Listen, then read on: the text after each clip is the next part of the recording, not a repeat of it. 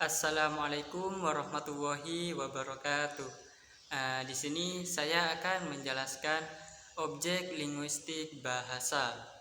Sebelumnya, perkenalkan, nama saya Sauki Vijaybillah dari kelas D, Prodi Tadris Bahasa Indonesia angkatan 2023. Pengertian bahasa.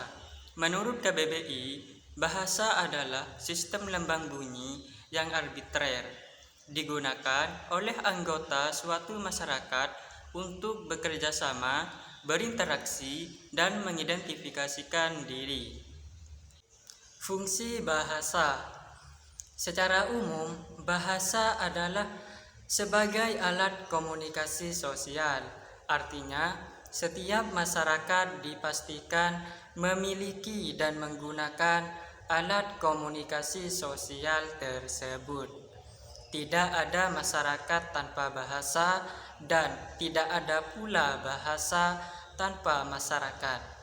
Jacobson membagi fungsi bahasa atas 6 macam, yakni fungsi emotif, konatif, referensial, poetik, fatik, dan metalingual.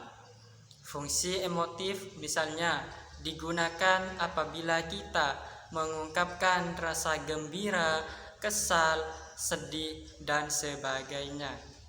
Apabila kita berbicara atau berbahasa dengan tumpuan pada lawan tutur, misalnya agar lawan bicara kita bersikap atau berbuat sesuatu, maka fungsi bahasa tersebut adalah konatif.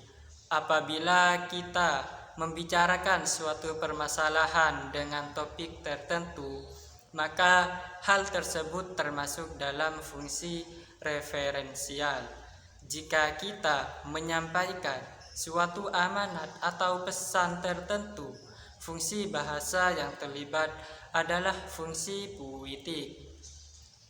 Apabila kita di dalam berbicara sekedar ingin mengadakan kontak dengan orang lain, maka fungsi bahasa yang terlibat adalah fungsi fatik. Selanjutnya, apabila kita berbicara masalah bahasa dengan menggunakan bahasa tertentu, maka fungsi bahasa itu adalah metalingual. Hakikat bahasa. Hakikat bahasanya mengacu pada sifat dan juga ciri-cirinya. Hakikat bahasa ada 12. Yang pertama, bahasa sebagai sistem, di mana terdiri dari unsur-unsur yang tersusun teratur, bersifat sistematis, dan bersifat sistemis. Yang kedua, bahasa sebagai lambang. Nah, lambang di sini berwujud bunyi bahasa dan bersifat arbitrer. Yang ketiga, bahasa adalah bunyi.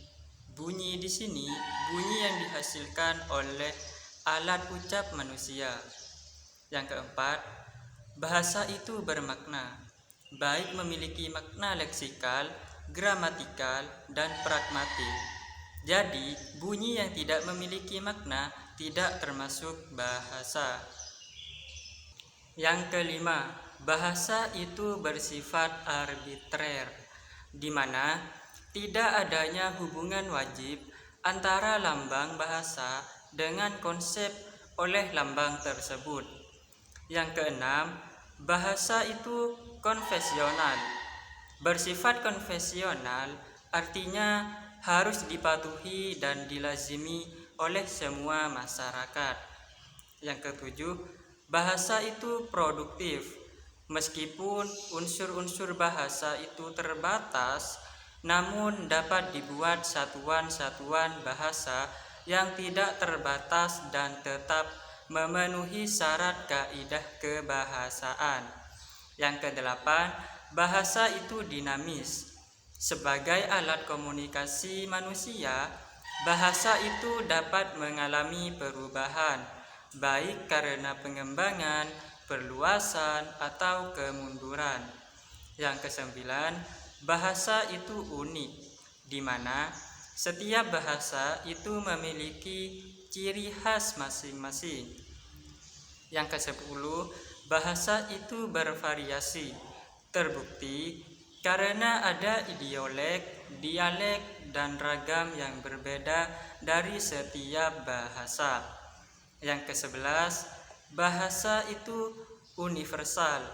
Selain unik, bahasa juga mempunyai ciri umum, yakni setiap bahasa pasti memiliki vokal dan juga konsonan. Yang terakhir, bahasa itu manusiawi, di mana bahasa itu hanya bisa digunakan oleh manusia. Terima kasih. Mungkin hanya itu yang dapat saya sampaikan. Kurang lebihnya mohon maaf. Wassalamualaikum warahmatullahi wabarakatuh.